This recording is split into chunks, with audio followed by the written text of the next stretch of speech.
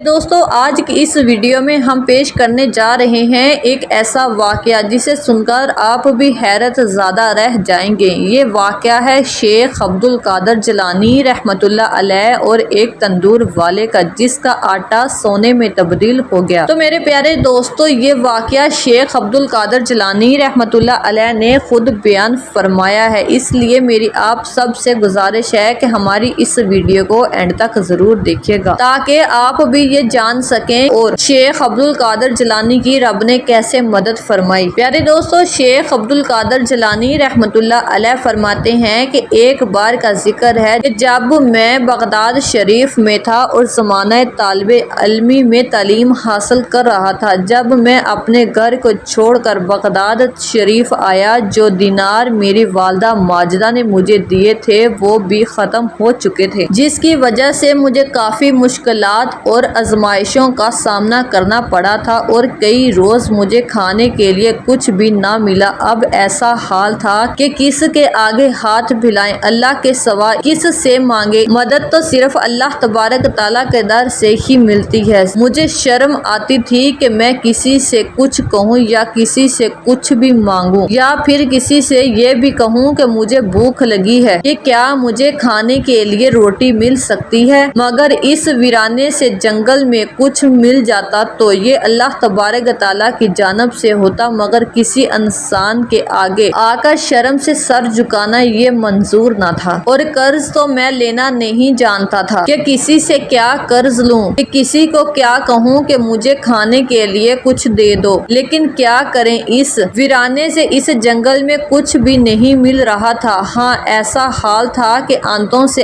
آواز آنے لگی اور ایسی حالت ہو گئی کہ شاید دم ہی نکل جاتا کہ بھوک لگ رہی تھی اور اس جگہ کچھ بھی نہ تھا۔ اللہ تبارک تعالیٰ سے دعا مانگی، یا باری تعالیٰ تو کوئی انتظام کر دے، غیب سے میری مدد کر دے، غیب سے میرے لیے روٹی کا انتظام کر دے۔ ایک دن بھوک کی شدت سے میں دریائے دجلہ کی طرف گیا تاکہ وہاں کی کسی سبزی کے پتے کو کھا کر سکون آ جائے، مگر وہاں مجھ سے پہلے بہت سے درویش موجود تھے اور اگر کوئی چیز ان کو ملتی تو ان سب پر سب کا رش پڑ جاتا۔ میں واپس شہر لوٹ آیا کہ وہاں وہ چیز تلاش کروں، لیکن وہاں بھی کچھ نہیں ملا۔ بالآخر میں بھوک سے بے حال ہونے لگا، مسجد کے ایک کونے میں بیٹھ گیا اور اللہ تبارک تعالیٰ کا ذکر کرتا رہا۔ شدت کی بھوک اور پیاس سے میرا سر چکرانے لگا اور آنکھوں کے آگے اندھیرا چھا گیا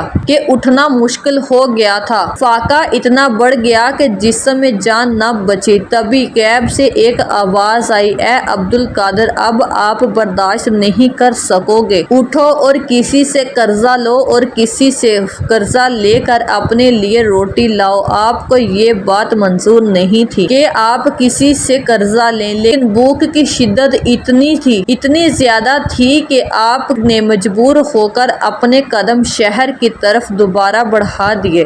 وہاں پر دکانیں تو بہت ساری تھی، لیکن آپ کو ایک نان بائی کی دکان نظر آئی۔ وہ بہت گرم اور خستہ نان تھے جو آپ کے سامنے وہ تندور سے نکال رہا تھا۔ اللہ والے لذت کے لیے اور زبان کے ذائقے کے لیے نہیں کھاتے، ان کی مجبوری ہوتی ہے کہ وہ اگر نہ کھائیں تو بھوک سے ان کی جان چلی جائے۔ اسی وجہ سے انہوں نے اس روٹی کو لینا منظور کیا اور یہ آواز غیب سے آئی تھی، کوئی نفس کی خواہش نہیں تھی۔ اب آپ چلتے ہوئے نان والے کے پاس آئے ہیں۔ اس نان والے نے آج تک آپ کو نہیں دیکھا تھا کیونکہ آپ نے اس سے بلکہ کسی سے بھی روٹی نہیں لی تھی، اور اس نان والے کے دل میں اللہ تبارک تعالیٰ نے ان کے لیے یہ بات ڈال دی کہ یہ اللہ تبارک تعالیٰ کے برگزیدہ بندے ہیں اور جوانی میں ہی اللہ تبارک تعالیٰ کی طرف رجوع کر چکے ہیں، طالب علم ہے، اس لیے ان کے لیے روٹی کا انتظام کیا جائے۔ اس کے دل میں خود بخود خود آپ کے لیے عزت آ گئی اور ایسا لگنے لگا کہ وہ آپ کو پہچانتا ہے، آپ کی بہت عزت کرتا ہے۔ آپ فرمانے لگے کہ وہ مجھ سے کہنے لگا آپ عبدالقادر ہیں؟ تو میں نے کہا کہ ہاں میں عبدالقادر ہوں، وہی عبدالقادر جو بغداد شریف میں علم حاصل کرنے آیا ہے۔ آپ نے فرمایا ہاں میں وہی ہوں۔ تو اس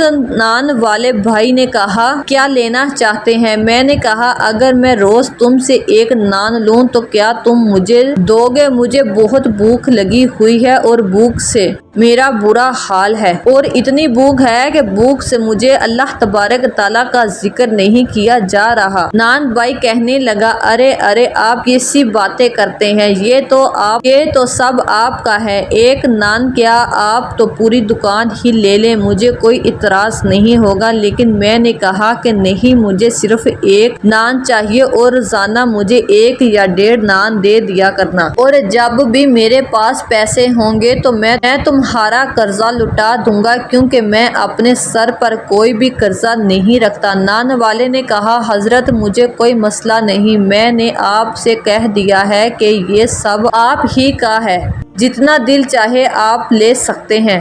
لیکن میں نے کہا کہ مجھے صرف ایک ہی نان چاہیے جس سے میرا پیٹ بھر جائے اور جس کی وجہ سے اسے پڑھا جا سکے۔ اس کے بعد آپ نے نان کھا لیا اور واپس جنگل میں آ گئے اور اللہ تبارک تعالیٰ کا شکر ادا کیا کہ اتنے میں اپنی کتاب پڑھنے لگا، علم حاصل کرنے لگا، علم کی منزل طے کیے جا رہا تھا۔ یہ علم دنیا کا علم نہیں تھا بلکہ اسرار و رفوز کھل رہے تھے، وہ باتیں پتہ چل رہی تھی جو کسی عام انسان کو پتہ نہیں چل پاتی۔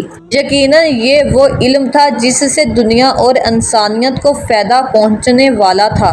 اب یوں ہی دن گزرتے گئے۔ ایک دن آپ کے دل میں خیال آیا کہ میں تو روز اس نان والے سے نان لے لیتا ہوں اور وہ مجھے بڑی محبت سے نان دے بھی دیتا ہے، میری عزت بھی بہت کرتا ہے، لیکن کیا یہ ٹھیک ہے؟ کیا میں قرض پر قرض لیتا جا رہا ہوں جب کہ میں نے اسے وعدہ کیا تھا کہ میں یہ اپنا قرض لوٹا دوں گا، لیکن میرے پاس تو پیسے نہیں ہیں، تو پھر میں کہاں سے اسے نان والے کو پیسے واپس کروں گا؟ یہ خیال اتنی شدت سے مجھے آیا کہ میں نے کہا اے عبدالقادر قرض تو قرض ہوتا ہے اور تم قرض کی روٹی کھاتے جا رہے ہو، کچھ تو کرنا پڑے گا، اس نان والے کو پیسے تو دینے پڑیں گے۔ لیکن کوئی صورت نظر نہیں آ رہی تھی۔ آپ کہتے ہیں مجھے اتنی شرم آئی کہ شرم کے مارے کتنے دن میں روٹی لینے اس کے پاس نہیں گیا کہ میں جاتا بھی کیسے، میں اس سے نظریں ملاؤں گا کیسے؟ بہت دن گزر گئے اور میں اس نان والے کے پاس نہیں گیا۔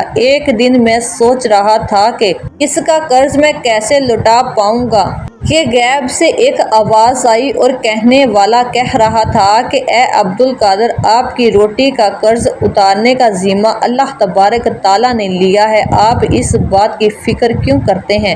آپ کو جانا چاہیے تھا اس نان والے کے پاس اور اپنا پیٹ بھر کر کھانا کھانا چاہیے تھا۔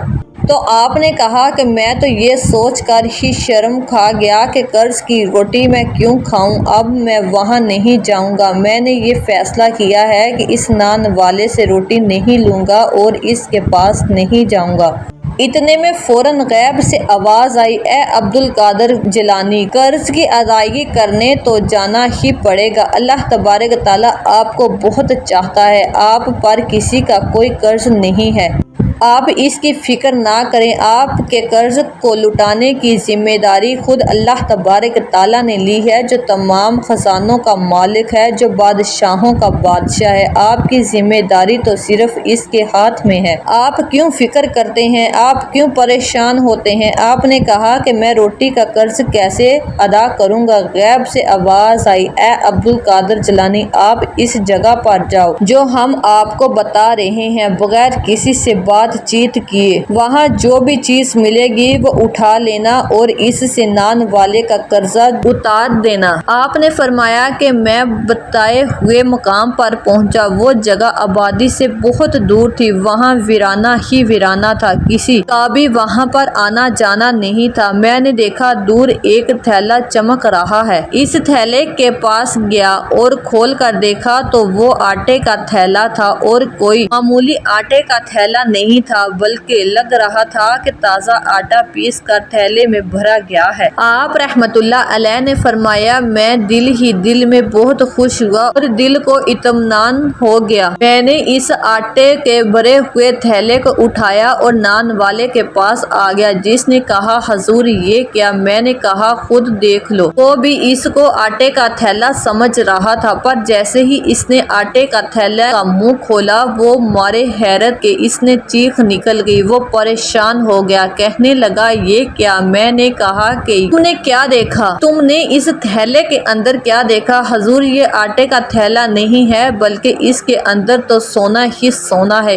اس نے کہا کہ حضور اتنی جلدی کرنے کی کیا ضرورت تھی، اور اگر آپ نے دینا ہی تھا تو چند ہی سکے دے دیتے، روٹیاں اتنی زیادہ نہیں تھی اور کچھ دن تو آپ میرے پاس ہی نہیں آئے تھے۔ میں تو آپ کا انتظار کر رہا تھا اور جب آپ آئے تو سونے سے بھرا ہوا تھیلا لے کر آئے۔ حضرت قرض تو اتنا زیادہ نہیں تھا جس طرح آپ نے مجھے لٹا دیا۔ آپ رحمت اللہ علیہ فرمانے لگے یہ ہماری طرف سے نہیں، یہ تمہیں اللہ تبارک تعالیٰ کی طرف سے ملا ہے۔ اللہ تبارک تعالیٰ جس نے ہمارا ذمہ لیا ہوا ہے، اللہ تبارک تعالیٰ نے ہی تمہارا یہ قرض لٹا دیا ہے، اور پھر جس کا قرض اللہ تبارک تعالیٰ اتارے تو اس کے پاس تو پھر بے حساب ہی رزق ہوگا۔ وہ نان والا آپ کا عقیدت مند بن گیا۔ تو میرے پیارے دوستو، اس ویڈیو سے ہمیں یہ سبق ملتا ہے کہ اللہ تبارک تعالیٰ اپنے نیک بندوں سے بہت پیار کرتا ہے۔ اللہ تبارک تعالیٰ کبھی بھی اپنے نیک بندوں کو اکیلا اور تنہا نہیں چھوڑتا، اس لیے ہمیں چاہیے کہ ہم بھی اللہ تبارک تعالیٰ کے نیک بندے بنے اور صرف اللہ ہی سے مانگے، کیونکہ اللہ تبارک تعالیٰ اپنے نیک بندوں کو کبھی تنہا نہیں چھوڑتا۔